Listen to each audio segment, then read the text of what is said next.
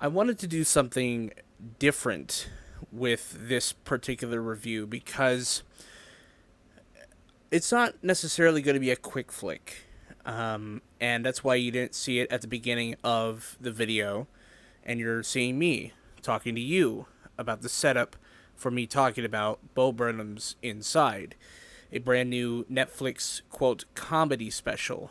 And I have a lot of thoughts. So, in terms of Bo Burnham's Inside, I'm going to be talking about spoilers for this review. And if you're not comfortable with spoilers, definitely click off the video. But I'll just, before you do, let me just give you my quick thoughts on what I thought about Bo Burnham's Inside. I think it's a delightful masterpiece. It's a film that is contemplative. It's a comedy special like no other. It's experimental. It has a decent mix of documentary and performance and musical sound and lighting. It's a film that is contemplative and reflexive of our own reality and talks about our relationship to technology in a way that understands it and the actual way that we think about it. And I feel like it's a really good special to talk about it. So yeah, those are my thoughts on my quick thoughts on Bo Burnham's Inside. You are free to leave this video if you want. If you haven't seen Bo Burnham's Inside and you don't want any spoilers, that's fair. I won't blame you for that at all. So, yeah. So basically, how I'm going to talk about this special is I feel like it does connect to me in a way that truly I feel understands the creative process, how technology has ruined that sense of making things inherently, turning artistic expression into something more of a commodity. There's a lot that Bo Burnham talks about in this special. And before I do anything, I want to relay my experience during the pandemic because I feel like a lot of what Bo is talking about is a lot of the things that I have grown to realize over the years, especially from making videos on YouTube. Now, to start off, you might have noticed that in the past year, I haven't been producing a lot of videos. I used to do videos every week when I first started out because, like, I was so excited. You know, I didn't care what I put out when I first started. I would, like, vlog my experience my first year at University of Oregon, and it was always fun. I would also make videos talking about my opinions, some of which I've deleted because a lot of them were really dumb, and I was like, that doesn't represent me. And I've also done reviews, and back when I didn't do this type of video style, you know, I had a laptop. That's what I recorded on, either that or my cell phone. I directly uploaded it to YouTube, which sometimes I still do, but that's on a rare occasion nowadays. But something happened after I graduated college. I began kind of shifting a little bit, and I began kind of disassociating. And I realized, you know, it kind of sucks that this is the new way of life. Especially when the very fact that the only way to get ahead in the YouTube game is to be controversial, is to be explosive, be as reactive as you can. A song like Welcome to the Internet from this particular show really goes to emphasize this notion. When I first heard Welcome to the Internet, it's a fun, upbeat song. Well, not really upbeat, but like it has that sort of like, you know, barbershop quartet type of like, you know, jaunt. And it's like, it's crazy with its visuals and its lyricism. But when you really examine that song, it really goes to show how screwed up all of our lives are, how desensitized sometimes we have become on the internet. When before the internet, when before all of this, we weren't as desensitized to the idea of seeing a news report of a 9-year-old who dies, right? Usually the internet is used for innocent things prior to the big social media boom. We were having things like, things like food recipes or gossip channels, blogs, travel blogs. But then YouTube, Google, search engines, social media platforms, Twitter, Instagram, Facebook, they've all gone to warp and desensitize everything. And a song like Welcome to the Internet is frightening. How our perceptions have skewed. The line in the song in the chorus, apathy is a tragedy and boredom is a crime, highlights that sort of various extremes that you see on the internet. Take, for instance, any movie that you ever talk about on the internet, right? It's either really good and a masterpiece, or it's the worst fucking thing imaginable and it should be thrown into the pits of hell. There's rarely any other time where you actually just hear, like, opinions that are just, it was fine.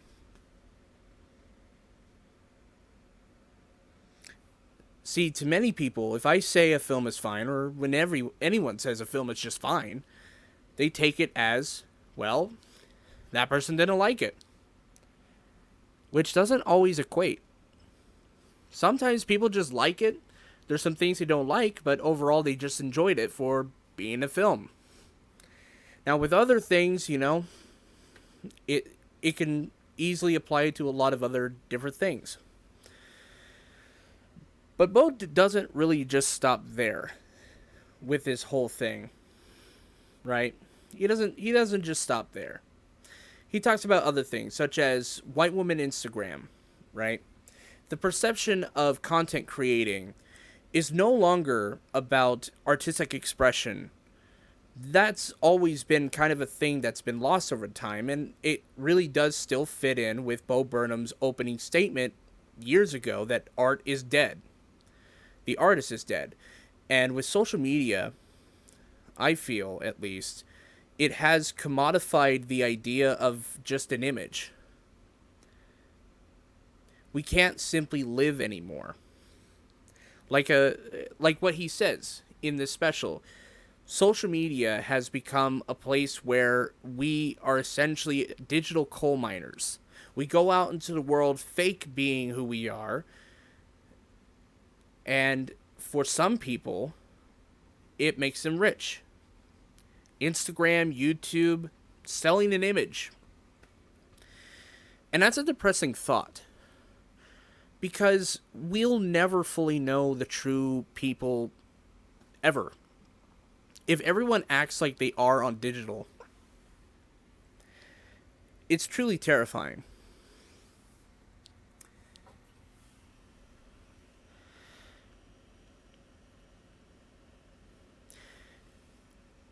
There's certain other songs in this special that really get to me.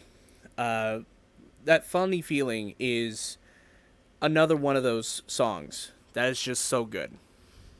And to me, it really goes to show how disassociation, noticing the world outside your window, burning around you, the whole idea of making content is kind of futile in a way. Like, yeah, who's really going to care about what I have to say anymore? You know? As you can see, I've kind of been questioning my own existence, and I'm going to be honest with you guys. Very honest. For the past year and a half, I have questioned whether or not to even continue this channel. It's not because of you. It's because I feel burnt out. And it's partly because I just, doing this repetitively, it feels like I'm not actually creating something. And I probably should have noticed this way before. But it truly feels like I'm not actually making anything. I'm not. I'm not making anything. I'm making my own opinions, throwing my voice into the void, which perfectly matches up with what Bo Burnham says about everyone talking on the internet. No one could ever just shut the fuck up. No one can. And I feel that because of this grind, because of this lack of expression, I should say, or because of a lack of this sort of way that the internet has kind of fucked up the perceptions of people, how the only way to be happy in our life is to sell an image, is to talk relentlessly on the internet.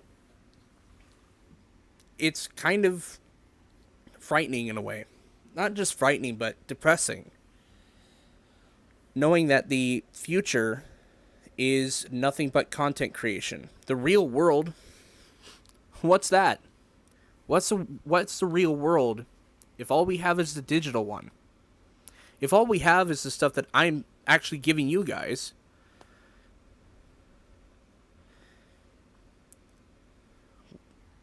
that's depressing. It's a real depressing thought, and it's interesting. The special goes also into the mental health aspect, as I mentioned before. And Bo Burnham has always had a little bit of a tinge of adding this idea that he's mentally unstable. He's not in the right headspace most of the time. Especially in later shows like Make Happy and What. It's basically, him discussing mental health of celebrities and how creation itself can be taxing and draining and just it makes people mentally deficient in a way that makes them feel like a bag of shit, which just fits well with the songs. Of course the songs themselves are funny. But there's also, as the show goes on, past a certain point, it starts to become less funny and more realizing that technology and our connection to technology and content creation and our reactions to social media have truly altered our understanding of reality. And one such thing is the Sako section. That's how the world works. There's a sock puppet that enters halfway through the song, and he starts talking, some straight facts, And, it's a lot of things that most people would agree with. The FBI did kill Martin Luther King. The world is built on genocide and a lot of really bad shit happening. But what this song really goes to emphasize is it's hard to say it because I know people might get angry, but it really shows how a lot of our perceptions of we're going to be the best heroes ever by talking about these issues and trying to start a revolution, we simply kind of forget where we are. We do. We're kind of blinded to that fact. Sako in this section is attached to Bo Burnham's left side of his body. He's attached to the left hand. And what it is that, any person in history who has tried to change America for the better has more often than not been killed off. And it's not meant to be nihilistic, but it's a sense of, trying to understand where we fit in this hierarchy. And that is depressing. The fact that we can't actually change anything for fear of death, that is depressing. And again, it just adds to the general atmosphere of dread and uselessness. You mix that in with the fact that artistic expression is dead because of corporations and digital monopolies, social medias skewing everything, Instagram skewing the perfect life with, fake pictures. It's it's almost futile. It does make you depressed.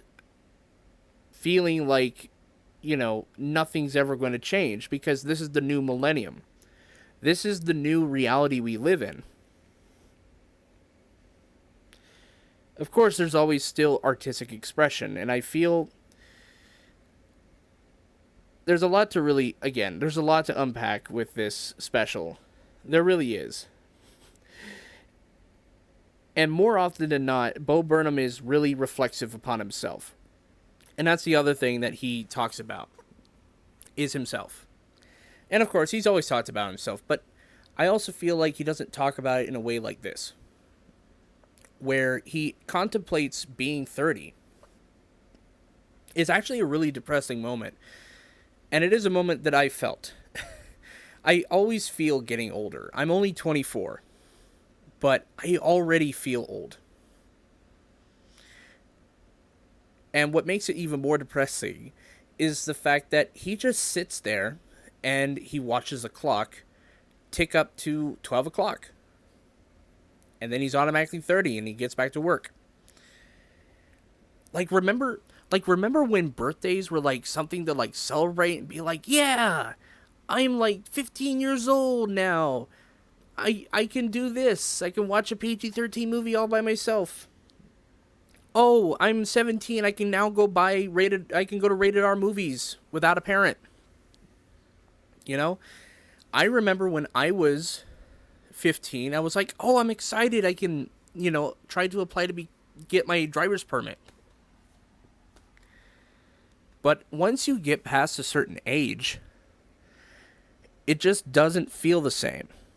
And especially when you are alone and having to celebrate your birthday in a pandemic. I've had to do it twice during the pandemic. It does feel lonely, I mean, of course, I had to live with my family during the pandemic, but it didn't make it less... It didn't make it, less alone, because I usually sometimes celebrate with my friends, if I have any at the time. And I didn't. I wasn't allowed to have friends over. I mean, I got Facebook messages and, Twitter messages, but it doesn't change anything. And I feel like in a world of technology, the idea of celebrating is also just boring now. Well, it's not just boring, it just feels uneventful. Yeah, you're going to get the same messages every year, but it's it feels less special. Seeing the world change around you, and eventually you start thinking to yourself, I'm not fully the center of reality, and that the world is going to change whether I believe it or not. And after I die, I'll probably be forgotten in a few decades. Or even if I'm still alive, at some point, I'm going to be irrelevant. And I hope there is someone there that can tell me a joke. Just to take from Bo Burnham's finale speech. Or not finale speech, but finale song.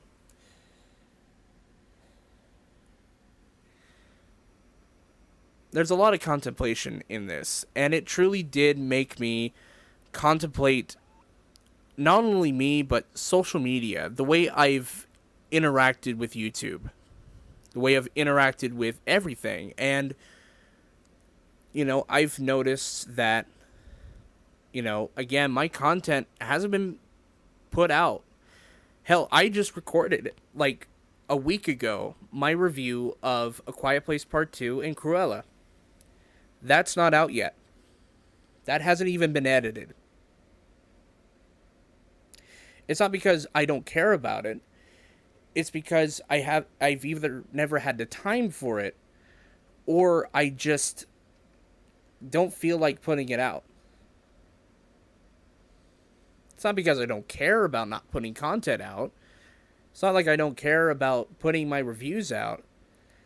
But I have felt that over the years, my opinion has mattered less and less. And it's partly due to the YouTube algorithm, and it's partly due to the fact that because I've been working on like 50 different things at the same time, it has made making YouTube videos less worth it. I mean, I put so much effort in some of my other videos, like my video on Godzilla and some of the other Criterion videos, and I did the whole thing with the Back to the Future retrospective, but even with that, it just didn't amount to everything. And when I look at that one video that got me, up in subscribers and was almost at like 300,000 views, the Nostalgia Critic video I made, it really did emphasize the fact that social media, especially YouTube, loves it when you get angry at things. And it really skews everything. It skews perception.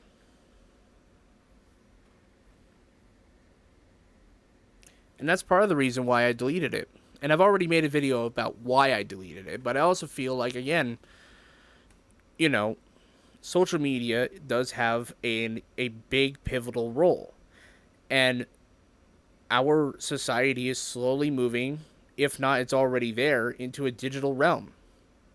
Now, the one song, or the two songs rather, that I was a little confused by at first was the Jeff Bezos songs. Because it was just something random in the middle of the show. But then I started thinking about it. Our relationship to technology can also be applied to corporations. And corporations are also changing as well. As much as society itself is changing and learning and adapting and like seeing the world for what it is, corporations are taking advantage of that. There's a whole skit where he plays a brand manager, and he basically does the whole like Boys season 2 thing with the whole like fake female empowerment ad campaign, where he's like, yeah, I mean, we need to like raise brand awareness. So how do we do that? Well, we'll tell them that we're for equality in theory, because that's what they want. They don't necessarily care about social change. Corporations definitely don't, especially for people like Jeffrey Bezos, who doesn't give a shit about its workers, but yet will kind of advocate for a $15 minimum wage at some points, right? They believe in it in theory, but they won't actually do it. And what makes it even worse is that you also have like companies like Disney who, put up tweets with rainbow flags, and then their own creators come after them and saying, you guys don't actually care about LGBT characters. You'll pay lip service to it, like it's rainbow capitalism, but you told us to cut a gay character out of our thing, man, because of certain countries having really, really heteronormative ideas of what society is. Bo Burnham is an absolute genius. And going back to Welcome to the Internet, it is catchy, it's upbeat, and it's purposely upbeat, and it's peppy, and it feels like a TikTok song. And I was scrolling through TikTok, and so many people unironically have used that song. Just unironically, not aware of what it actually means. Because of the fact the internet has, like, desensitized us in a way, and, has made us into, like, depressed zombies of sorts. The fact that this upbeat song, is talking about so many bad things, including radicalization of certain people, incels, wink wink, or not wink wink, but, like, it talks about radicalization of, like, men, and of certain other people, like, bad people who want to make explodey devices. you know uh they use this song unironically, when it's like a critique of these, like, it's a critique of TikTok and of the internet. They use it unironically. And so at the end of the day, I know this video is pretty long, and I'm glad that you guys were able to sit through my rambling, my thoughts on Bo Burnham's Inside. But at the end of the day, I think Bo Burnham's Inside is a masterpiece. I feel like at times it has really great things to say with more nuance than you would think about, right? He not only, like, makes fun of the things of society, but also, like, gives us a blueprint, a sort of, like, step-by-step as to what systems of power really, influence these issues, right? He points them out and doesn't just pay lip service, he adds on to it. I also feel like,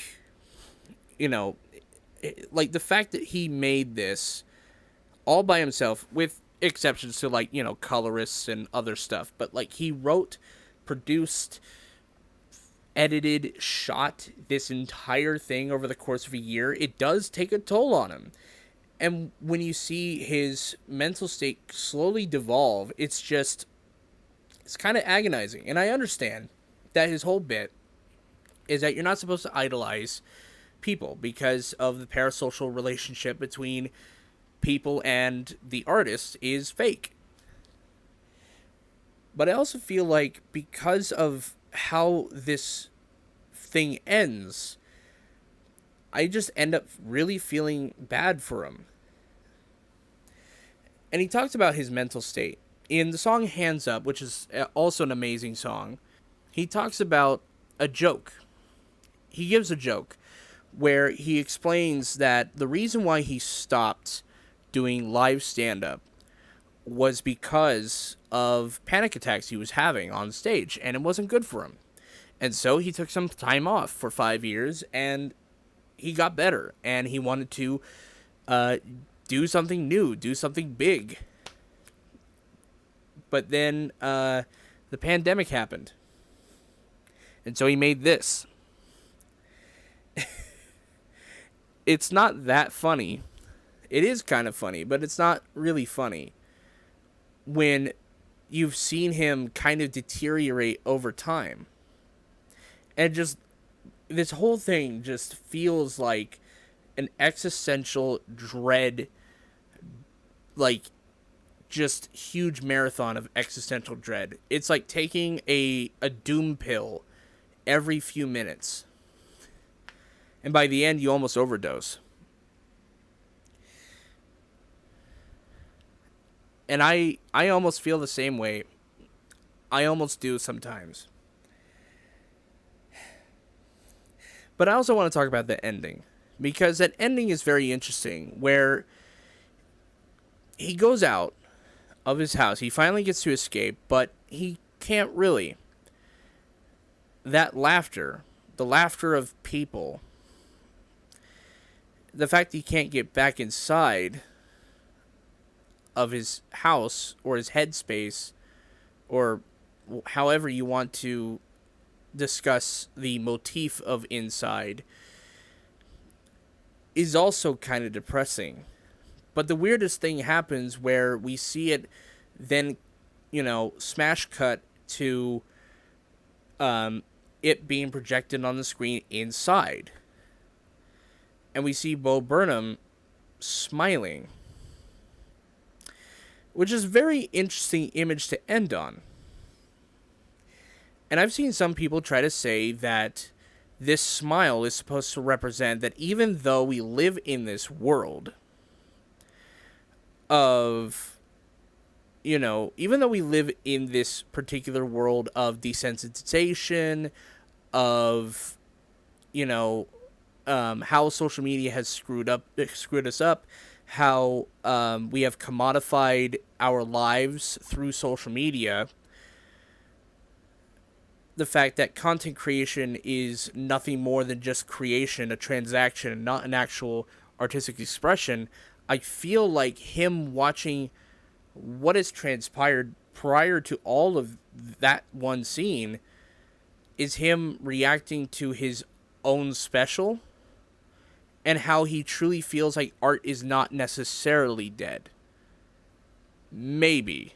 And don't quote me on that because I'm not entirely sure. And I'm pretty sure I don't think Bo Burnham's ever going to reveal what it truly means, because that's what art is.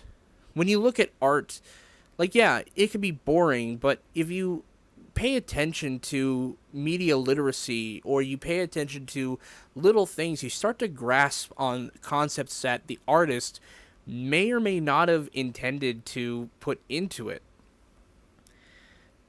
And there's one section in particular that is very telling of his process, his artistic process, and that's his reaction video. His reaction video is of him reacting to himself doing a particular song that is supposed to be a modern interpretation of company town type songs where he's an unpaid intern. And so he reacts to it, kind of normally, right? But then it starts to go Inception.